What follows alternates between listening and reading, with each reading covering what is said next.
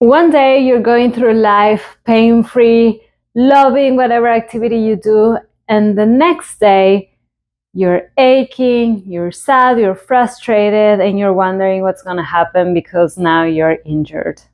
In this video, I have compiled all the different tips and learnings from my own experience with a hip injury so you can heal faster and smoother and hopefully go back to the activities that you were doing before the pain started. Hello everybody, my name is Mai, and it's been a year since I felt the first symptom of my hip injury.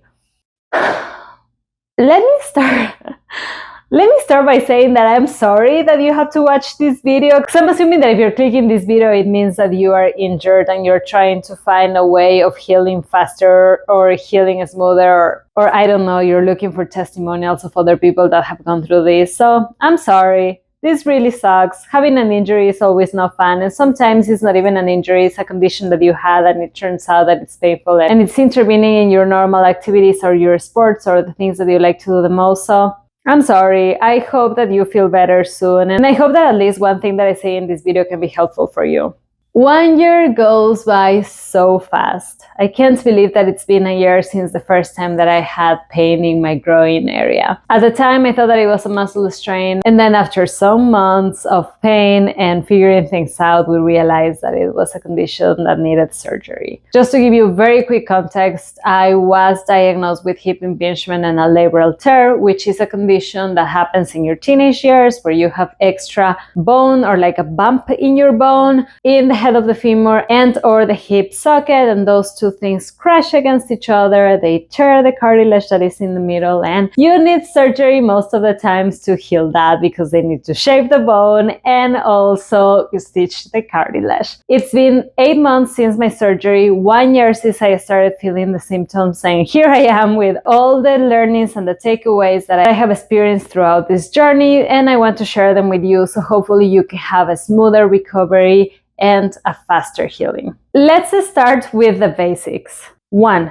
The injury is not your fault. That is something that I think especially athletes tend to feel when they are injured. You go to this very dark place where you think that it was your fault because you were irresponsible, because you were doing things that you were not supposed to, because you didn't do X, Y, and Z, and it's causing this because you were exposed to something, or just because you're weak and you can't do that specific activity. Even if you put yourself in a dangerous position, accidents happen. Shit happens. It's unfortunate and it's there. So please don't think this is your fault. Please don't think that it's your weakness, the one that led you to this. And yes, maybe sometimes we can prevent injuries by having more strength in our body or by warming up or by doing all these other things. But when it happens, really don't think that it's because you're weak or it's because you caused it. Don't carry that guilt with you, because you're gonna need to be in the best mindset possible to heal from this, and having that guilt of you being the one that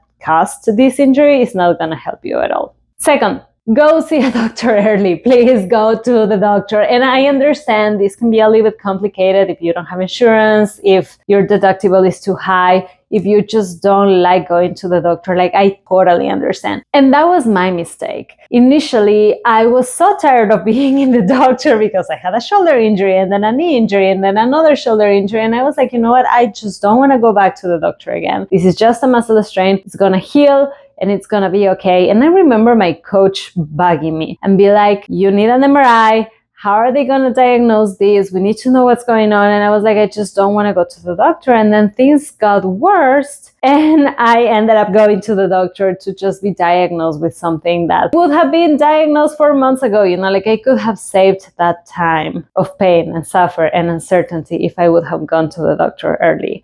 And the other thing that I want to touch base here, ask for a second opinion. I feel like for our peace of mind and also to gather more information so you can make an informed decision, it's good to have a second, even a third opinion. So don't feel uncomfortable by asking for a second opinion. It's actually really common and it's just normal. So when you get the results of your X-ray, your MRI, whatever it is, your exams, ask for a copy so you can have it in hand and you can take it somewhere else and ask for a second opinion. Sometimes we are lucky and we have amazing medical teams, but some other times we're not that lucky and we need to do a little bit more research to find the medical professional that could align with your goals and that has the experience that you're looking for and the treatment that you feel more comfortable with. So don't be afraid of asking for a second opinion. And the other thing that I would like to say here, 2.2, is advocate for yourself. Again, sometimes you're lucky and you're going to have amazing medical professionals that you're not going to need to say absolutely anything because they know exactly what needs to be done. But some other times, unfortunately, you have to be the one pushing and advocating for your own self. Nobody else is going to do it. Nobody else knows how you feel. Only you do. So if you feel like you are in pain and they are not taking you seriously, speak up. If you feel like something is weird, ask questions.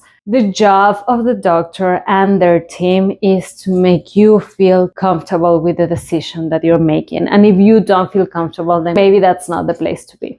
3. A little bit of what I was already saying. Find a doctor and find a physical therapist that is aligned with your goals. If you are an athlete, make sure that you're working with people that know how to work with athletes. Sometimes, depending on the type of insurance that you have, they might prescribe you to workers' compensation type of physical therapy, or they are just used to working with people that have different goals in life and they might not give you the treatment that you need to go back to your sports. Same thing if you are not an athlete. Find someone that is aligned with your goals because you don't want to end up in a physical therapy or with a doctor that treats athletes that might not understand what you're looking for, which might as well just be live a painless life, go to the supermarket, go to the mall, walk and exercise every now and then. That's totally fine. Just make sure that you're finding a medical professional that is aligned with your goals. 4. Do your physical therapy exercises at home. I cannot stress this enough. It's so important that you do your homework. If you don't do your homework, then you're not going to see progress, or you're going to see very, very minimal progress that is going to disappoint you instead of actually give you the motivation to keep going. I was like that. I've been in physical therapy so many times before, and this is the first time where I admit I am actually doing absolutely everything that I am supposed to do at home. In the past, I had this terrible misconception where I thought that physical therapy was to do the exercises and that the PT was the one that had to do whatever he needed to do so I could heal. But now I'm realizing that if I don't do my part, then whatever we do in physical therapy is not going to be enough for me to heal and to meet the goals that I have. You will see how much stronger you get if you do the work outside of PT. 5.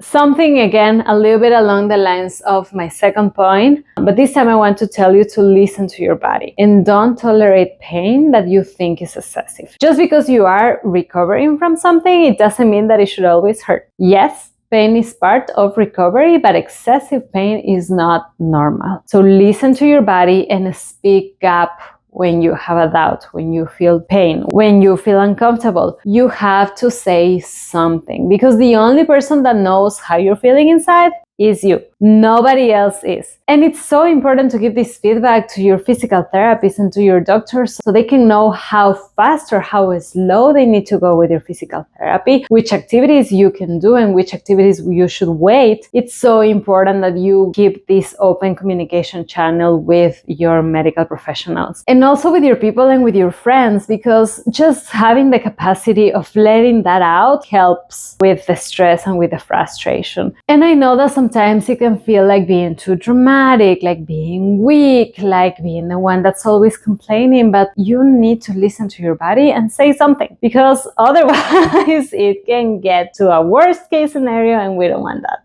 6. Eat healthy. Eating healthy is so important for your recovery. I have a whole video about eating healthy. If you are interested, you can find it up here. But in a very, very quick nutshell, if you don't eat healthy, then your body doesn't have the nutrients to heal. When you are going through the recovery of an injury, bone injury, muscle injury, tendon injury, your body usually needs extra energy to, recover that area. And if you lost muscle, then you're going to need extra protein. If you are starting to add up to your exercises and your physical therapy routine, then you're gonna need extra carbs. You're gonna need veggies like everybody else in life needs veggies, because you need that fiber and those nutrients. You're gonna need the fruits, you're gonna need the healthy fats, the anti-inflammatory foods. It's really important that you pay attention to what you're eating, because that can break or make your recovery. 7, rest well. Rest is so important for our recoveries. And by rest, I mean, of course, sleep your 8 hours a night, 7, 8 hours, 10 hours, however much you need to recover. Always prioritize your sleep. But if you need to rest in between the day, that's totally fair as well. Sometimes when we are just getting out of surgery, or when we had a very, very intense injury, our bodies are going to take all our energy to recover that area, to rebuild that area. And you might be a little bit tired. So just take breaks, rest, sleep, take a nap, sit down. It is really important that you are the one that protects yourself. And also by rest, I mean have rest days, because sometimes it can be a little bit tempting to overdo your physical therapy. And that is something that I actually did, because I just wanted to keep going and I wanted to get all the progress that I could and like just do everything. I feel good. But if you don't have rest days, then your body cannot recover. And at the end, that's gonna end up in inflammation, in pain. It's just not gonna bring anything good. So the rest days are actually good. Even if you feel like you're not doing anything, your body is actually doing something. So allow yourself rest days during your recovery as well. Let me tell you, muscle memory is a thing. There is this very interesting story that I don't quite remember exactly how it is, but it's about this person that had memory issues. I don't think he could remember short or long-term memories. And the thing is that the medical professionals taught him how to draw a star. So every day he would draw the star. Like every day they would teach him from scratch how to draw a star. And then at night he would forget. And then the next day, draw the star. And then, I don't know, X amount of days later, he started drawing the star by himself. He didn't need to be taught how to draw the star because he knew it. And like he didn't remember it. They asked him, do you remember how to draw this? And he did not remember the steps, but his muscle memory could do it.